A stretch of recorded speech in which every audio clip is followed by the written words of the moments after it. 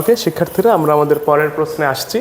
এটা হচ্ছে 5 নাম্বার। আমার এখানে কোশ্চেনে একটা জায়গায় ছিল, অবশ্যই ছিল। প্রশ্নটা দেখো, খুবই কমন, তোমাদের খুবই ভালোবাসার অধ্যায়, ফার্স্ট পেপার রাসায়নিক পরিবর্তন অধ্যায়ের প্রশ্ন। সারা জীবন তো কেপিকেসির ম্যাথ অনেক করেছো, একটা ওই টাইপেরই কমন, হুবহু কমন প্রাপ্ত কোশ্চেন ছিল এটা। বলা ছিল 698 কেলভিন তাপমাত্রায় 20 ATM চাপে N2 + 3H2 থেকে 2NH3 তৈরি হয়েছে। বলেছে বিক্রিয়ার সাম্যাবস্থায় 22% N2 17% NH3 থাকে। বিক্রিয়ার Kc is equal two what? আমি যখন এই প্রশ্নটা আমার সব জায়গায় সলভ করাই, আমি একটা জিনিস সবসময় বলে দিই যে ভাই, তোমার কাছে যে ইনফরমেশন থাকবে তুমি ওই ইনফরমেশনের সাপেক্ষে কিন্তু উত্তর পাবা। কেসি কিন্তু ঘনমাত্রা রিলেটেড একটা কোয়ান্টিটি বা একটা ভ্যালু, ঘনমাত্রা সাম্যধ্রুবক। কেসি মানে কিন্তু কনসেন্ট্রেশনের respected reaction constant, rate constant বা ইকুইলিব্রিয়াম কনস্ট্যান্ট আর কি কেসি। তোমার এই প্রশ্নে কিন্তু কোথাও ঘনমাত্রা রিলেটেড কিছু দেওয়া নাই। তো এই এন্ড থেকে যখন তোমার কাছে দেখবা পরবর্তীতে মোট চাপ দেওয়া আছে বা তাপমাত্রা দেওয়া আছে, যখন তাপমাত্রা দেওয়া থাকবে তখনই তোমার এখানে কনভার্সনের ওই ফরম্যাটটা থাকে, ওই রূপটা থাকে যে আমরা যেটা দেওয়া থাকবে সেই সাপেক্ষে ক্যালকুলেশনটা করব। ধরো আমার এখানে চাপ দেওয়া আছে, আমাদের এখানে চাপ দেওয়া আছে, পার্সেন্টেজ দেওয়া আছে, মানে আমি এখান থেকে সলিউশনের ক্ষেত্রে পাবোটা কি? আমি এখান থেকে পাবো হচ্ছে আংশিক চাপ। আমি এখান থেকে পাবো হচ্ছে আংশিক চাপ। আংশিক চাপ যদি আমি পাই, তাহলে আংশিক চাপ ব্যবহার করে কি আমি কেসি পাইতে পারি? সম্ভব? চাপ থেকে ঘনমাত্রা পাওয়া এই মানে শুরুর স্টেপে সম্ভব না। এইখান থেকে আমি পাবো হচ্ছে প্রথমে কেপি। এখন যদি আমি কেপি পাই, তারপর আমার কাছে কিন্তু একটা বহুল বিখ্যাত ইকুয়েশন আছে যেটা কেপি আর কেসির ভেতরে সম্পর্ক স্থাপন করে। তো ওইটা কি বলতো? KP is equal to KC R T to the power del N. KP is equal to KC R T to the power del N. এই ফর্মুলা যদি আমি এখানে ব্যবহার করি, আমি কিন্তু আমার কেপির মান থেকে কেসিটা নির্ণয় করে ফেলতে পারবো। তো হোয়াট এভার, এটা আমরা একদম লাস্ট স্টেপে করব। আমি আমার প্রবলেমের একদম শর্ট সলভ শুরুতেই দিয়ে দিলাম। তাহলে আমার এখানে সলভ হয়ে আসি। পার্সেন্টেজ দিয়ে দিয়েছে, কি সমস্যা? পার্সেন্টেজ দিছে। আমার এখানে দেওয়া আছে হচ্ছে N2 এর পরিমাণ হচ্ছে 22%। আমার বলেছে হচ্ছে তোমার NH3 হচ্ছে 17%, NH3 হচ্ছে আমার 17%। ভাই এইটা যদি আমার দুটো দেওয়া থাকে, তাহলে বাকি দুটো বিয়োগ করলে কি আমি ভাই হাইড্রোজেনটা পাবো না? আমি তো এটা যোগ করে যদি আমার ইন টোটাল পার্সেন্টেজ তাহলে কত? 100 না? তাহলে আমার কি 100 - 22 - 17, আমার কিন্তু 61% এখানে কি ভাই? হাইড্রোজেন। তাহলে 61%, তাহলে আমি মোট কত ধরতে পারি? পার্সেন্টেজে বলা আছে, আমি ধরে নিলাম যে আমার এখানে মোট মোল ধরো আমার এখানে বলছে বা আছে, ধরো এখানে আমার মোট মোল ধরো দেওয়া আছে হচ্ছে 100 মোল। ধরো আমার 100 এর মধ্যে হিসাব চলছে। আমার হিসাব যদি সব 100 এর মধ্যে চলে, ওই এন্ড থেকে আমার এখন আংশিক চাপ বের করা কিন্তু খুব কঠিন না ভাই, খুব ইজি একটা প্রসেস।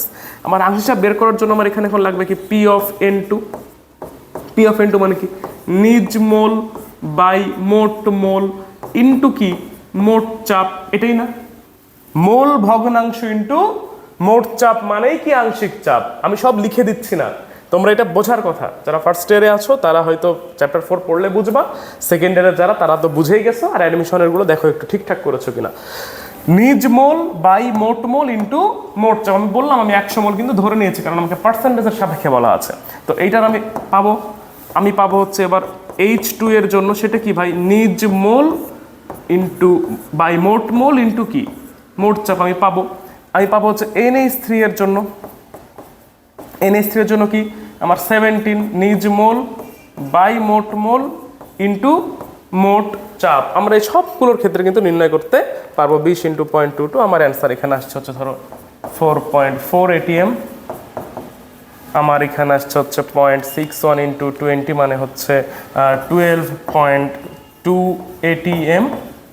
আমার এখানে আসছে হচ্ছে 0.17 × 20 অর্থাৎ 3.4 ATM। তাহলে এই ATM গুলো যখন আমরা পেয়েছি, আমরা এখান থেকে কি করতে পারবো?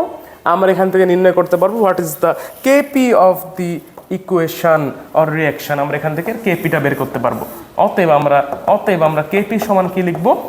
আমরা কেপি সমান লিখবো হচ্ছে আমার উৎপাদের আমার পি অফ NH3 এর ওপর যাবে square divided by P of N2 into P of H2 এর ওপর কিউব।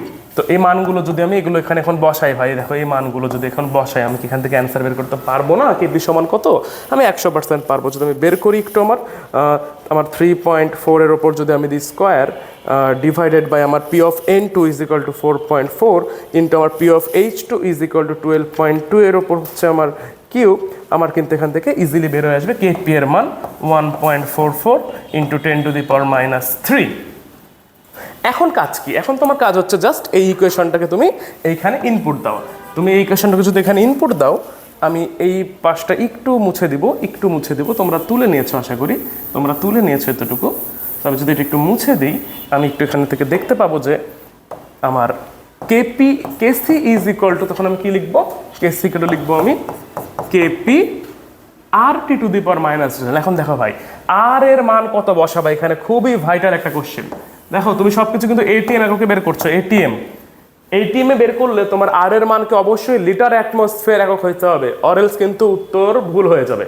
অবশ্যই লিটার অ্যাটমসফিয়ার হইতে হবে। তাহলে আমি লিখছি কিন্তু কেসি সমান, তাহলে RT টু দি পাওয়ার -10 হবে, RT টু দি পাওয়ার -10। তাহলে কেপি এর মান তুমি এখানে পাচ্ছ ইন্টু 10 টু দি পাওয়ার -3। আর এর মান আমি কত বসবে বলেছি? আর এর মান আমি বসবে বলেছি হচ্ছে 0.0821 ইন্টু টি বসবে হচ্ছে আমার 698। আর ডেল এন মানে কি বলো তো? ডেল এন মানে হচ্ছে উৎপাদ মোল মাইনাস বিক্রিয়ক মোল। তাহলে উৎপাদ মোল আমার কত? 2 -3 -1 মানে কি? ডেল এন এর মান কিন্তু আমার এখানে আসছে -2। আলটিমেটলি আমার এখানে মাইনাস ছিল, মানে +2 হয়ে যাবে, মানে স্কোয়ার হয়ে যাবে। তুমি এখান থেকে কিন্তু পরবর্তী লাইনে ইজিলি কি এর অ্যান্সারটা বের করে ফেলতে পারবা। এই প্রশ্নটা অনেক ইম্পর্টেন্ট ছিল, এই প্রশ্নটা কিন্তু অনেকবার পরীক্ষায় আসছে এবং বোর্ড এক্সামে আসছে। আশা করি প্রশ্নের সলভটা তোমরা সবাই বুঝতে পেরেছো। আমরা পরবর্তী প্রশ্ন দেখব।